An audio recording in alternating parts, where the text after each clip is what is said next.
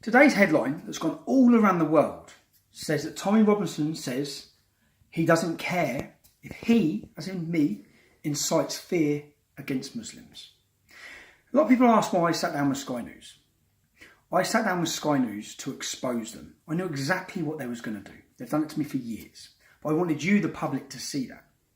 So I want to now go through exactly what they've said, where this headline's come from. If you read the Sun newspaper, if you read Russia Today, if you look at LBC, all of them said, LBC, that I don't care if my message incites fear against Muslims. If you look at the report that Sky News put out, Jason Farrell puts a voiceover before he shows me answering a question.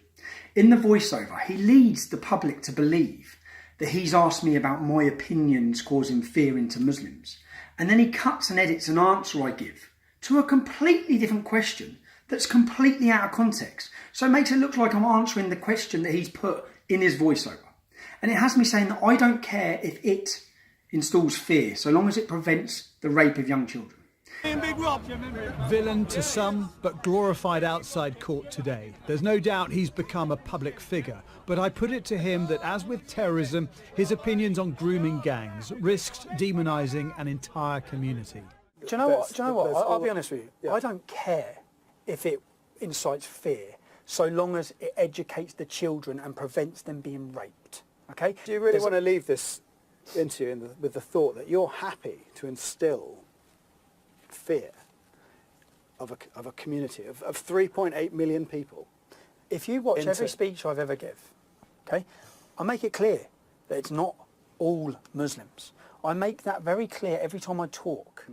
Now, when you see in context what I'm talking about, what I was actually talking about was an educational video that was in Holland that was put out in schools to educate young girls against the manipulative way that Muslim men in Holland, Moroccan men, were grooming young victims. So it was educational so the children could see the telltale signs. We were talking about a video, not about me or my views, nothing to do with my views, yeah, a video. And I said, I don't care if it incites fear, because of the way they've cut and edited it. And then when you look at their headline, all of the headlines, Sky News run the headline, Tommy Robinson says, I don't care if I incite fear. I didn't say the word I said it. I didn't say the word incite, I said incites. They've actually changed two words, took letters off of both words, which completely changed the context of what I said. It makes it look like I'm talking about my views, which I wasn't. You're going to watch the video in its entirety. I was talking about a video. I said, I don't care if the video. They've changed the words. They haven't even done a good job in their editing, because if you actually go on YouTube, on their own news report, YouTube, and you go into the transcripts, which you can get the transcript from the video, it says, I don't care if it. I didn't say I said it. I'm talking about a video. I'm not talking about me. Okay. Now, across the whole world today, all of the mainstream media and all journalists, everyone with a blue tick basically on Twitter, has run the story that Tommy Robinson says he don't care if me talking about myself, I've never said that. This is ultimate fake news. And it's gone all around the globe. And I sat down with them to show you this. What they've then done is then he's cut in. He asked me a question. There's more conversation in between. But then Jason asked me and turns around and says, are we going to end this conversation? He's got an earpiece in. They sat with me for 1 hour and 15 minutes. I knew why. To get sound bites. So I had Kevin Carroll, my cousin, secretly record the entirety of our conversation. So now I can show you, in context, everything that happened and everything that was said.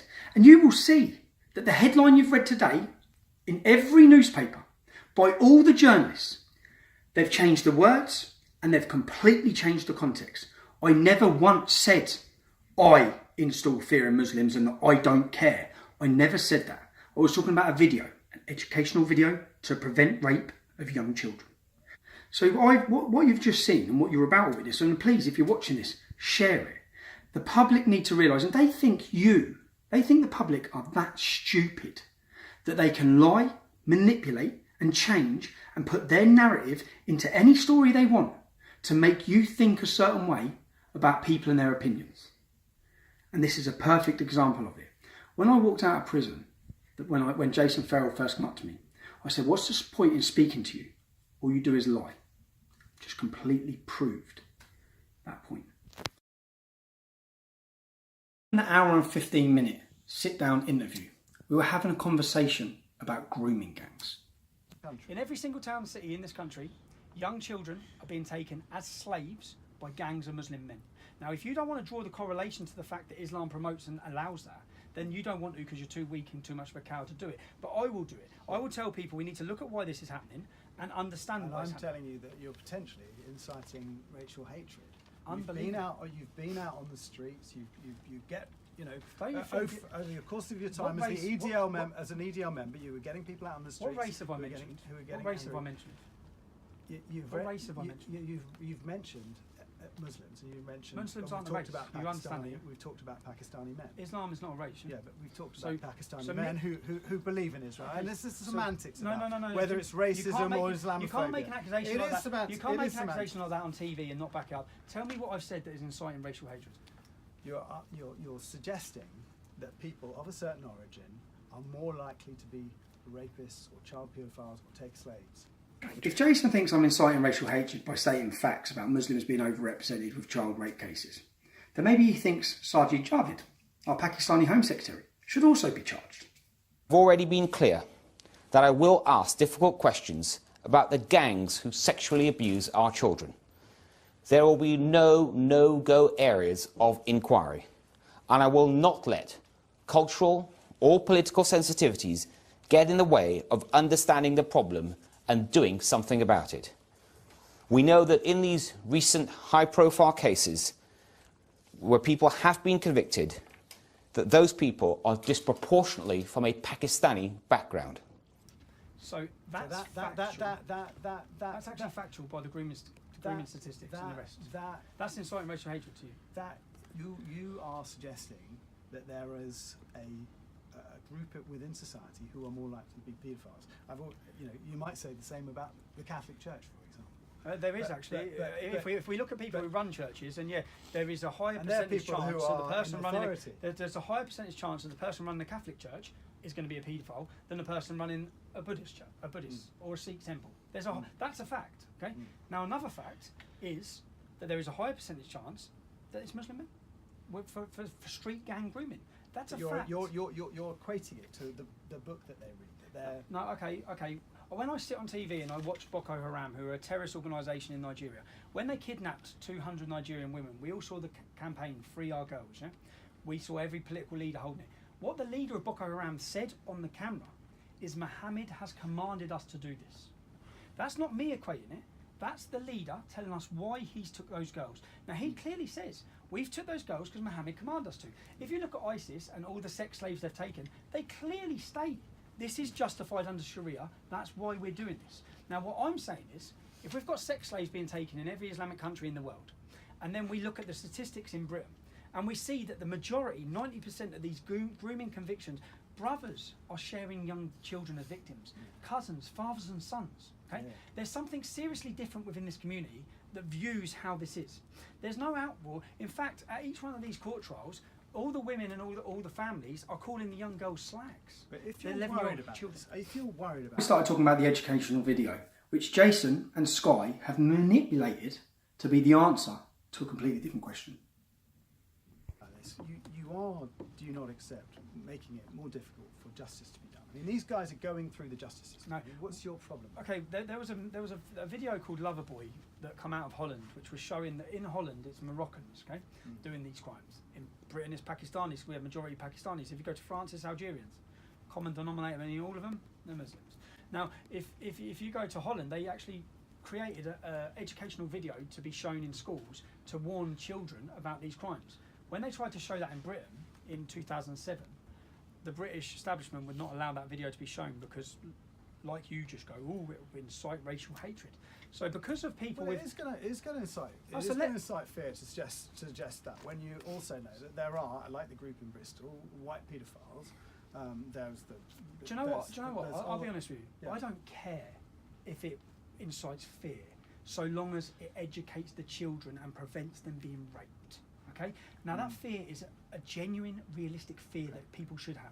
You know, every parent who lives near a Muslim community who has a young daughter, that fear's already in them. Okay, because they're already worried, scared. because they know what's happening. Do you know how many girls I know that I grew up with in Luton who are now wearing burqas or have been abused and sexually abused and raped? So you've told me you're not really interested in going into politics. You're not really interested in that sort of democratic process. I haven't said but that. I didn't say that. Well, you said you didn't want to become an MP. You just wanted to. I said that what I'd love to see is I'd love to see UKIP represent the working class people of this country, and I'd love to see them galvanise and politicise the support and the movement. That's what I'd love to see. But do you really want to leave this interview with the thought that you're happy to instill fear of a community of 3.8 million people? If you watch every speech I've ever give, okay, I say, in fact, let's go back to my Leeds video, yeah, the one that I went to prison for. Have you watched the video? No, it was taken down. Oh, you've never watched the video? No, it's not been taken. Live stream. It's not been taken down. It's online now. Okay. So you haven't watched the video? No. In that video, I make it clear that there are many young Muslims that I've grown up with who would be as disgusted as me with what's happened to these children. Okay, I make it clear that it's not all Muslims. I make that very clear every time I talk. Okay, but just because the problem is identified from coming from that community, I'm not going to stop saying it or stop educating or stop telling the truth about it. Now, what you seem to have had a problem with so far is truth and facts. You don't like the reality of what the teachings of Islam are, and you have a problem with me identifying. No, I'm just saying. So now you've seen the actual footage in context. You've seen that I never once said I don't care that me personally, incites fear. I never said that. It's a complete and utter lie. You've seen that Sky News in their headline have changed 2 words to fit their narrative to paint me in a negative picture. You've seen the ultimate fake news. Sky News' job and the media's job is supposed to be report the news. That was supposed to be an interview where you get an in-context conversation about my views. And they've done everything they can to change that and swing it in a negative narrative.